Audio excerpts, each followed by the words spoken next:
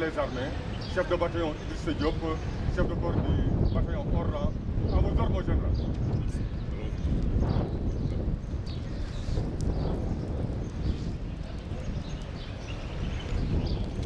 À bien vouloir commencer son allocution à l'endroit du personnel féminin.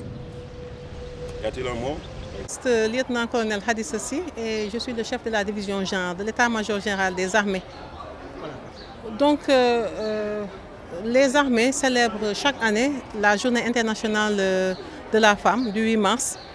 Et d'habitude, l'état-major des armées célèbre cette journée en organisant une conférence, traditionnellement une conférence avec une conférencière experte du domaine qui vient parler d'un sujet, partager un sujet avec les grands commandements et services.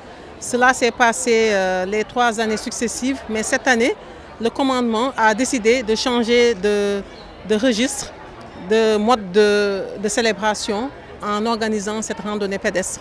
Parce que cette randonnée pédestre a l'avantage vraiment de regrouper un très grand nombre de participantes, de personnel féminin de toutes les armées, de toutes catégories confondues, de toutes les spécialités.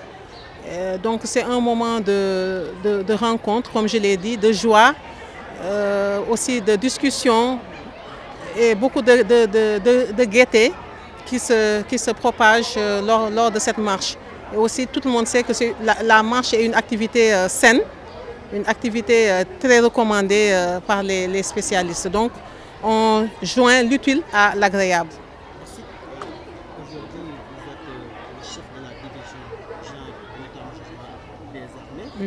Quelle problématique pouvez-vous parler par rapport à l'intégration des femmes dans les armées? Oui, d'abord, il faut préciser que cette intégration, elle est toujours progressive, hein. Donc c'est une démarche qui se fait au jour le jour, qui se fait à court terme, à moyen, à long terme. Donc pour faire un peu une chronologie de l'intégration des femmes, les armées ont intégré leur premier élément féminin, en l'occurrence les élèves officiers de l'école militaire de santé, en 1984. Donc c'est en 2008 que la généralisation de l'accès des femmes, de l'accès aux armées pour les femmes des autres catégories et des autres services s'est fait en 2008, comme je l'ai dit. Donc actuellement, en 2023, le pourcentage de femmes est à 5,5% globalement, avec des taux spécifiques pour certaines armées ou certains services. Par exemple, le service de santé des armées, nous sommes à 17% de femmes de manière générale, et de manière spécifique pour les femmes officiers et médecins, nous sommes 30% pratiquement. Pour la marine et l'armée de l'air aussi, le taux est supérieur à 10 à 12%.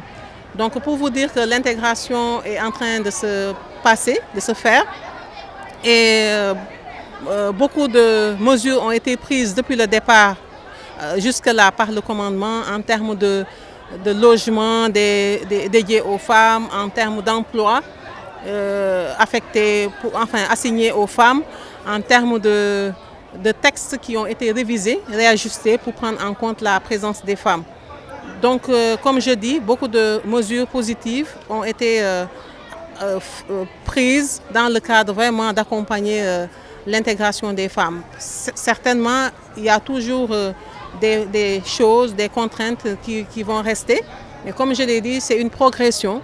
Et au fur et à mesure de l'intégration des femmes, tous les points de contraintes seront levés progressivement. Que pensez-vous et quelles sont les mesures qui ont été prises par le commandement pour pouvoir accompagner en tout cas les femmes dans cette intégration progressive? Oui, pour le moment, les femmes sont dans les services, comme vous l'avez dit, administratifs, techniques, comme la santé, l'intendance, les transmissions, le matériel, l'armée de l'air, la marine. Des unités de réserve générale comme les bataillons des commandos, les forces spéciales ou les bataillons blindés, parachutistes n'ont pas encore enregistré de femmes, mais c'est un processus. J'ai l'habitude de le dire, il ne faut rien imposer, tout viendra à point nommé. Les femmes qui sont dans l'armée actuellement, ce sont des femmes qui sont très compétentes, qui font leur travail dans leur domaine, qui remplissent les critères demandés dans leur domaine. Maintenant, si les critères demandés dans ces domaines d'unité de réserve générale sont satisfaits, si les conditions sont satisfaites par les femmes qui aspirent à intégrer ces unités, il n'y a aucun problème pour qu'elles soient intégrées. Oui, dans les perspectives, c'est de les inciter, pour celles qui souhaitent, les inciter à remplir les conditions physiques, les conditions intellectuelles, les conditions de disponibilité opérationnelle à tout temps et en tout lieu par rapport à ces unités-là et même de manière globale. Donc si, comme je l'ai dit, les conditions sont réunies, aussi bien sur le plan personnel par rapport à la femme, sur le plan compétence, sur le plan logement dédié, conditions d'exercice, il n'y a aucune contrainte, il n'y a aucun texte qui dit qu'elles ne peuvent pas intégrer ce genre d'unité. Donc, c'est un processus, j'ai l'habitude de le dire et je le redis par rapport à l'intégration des femmes dans toutes les unités des armées sans distinction.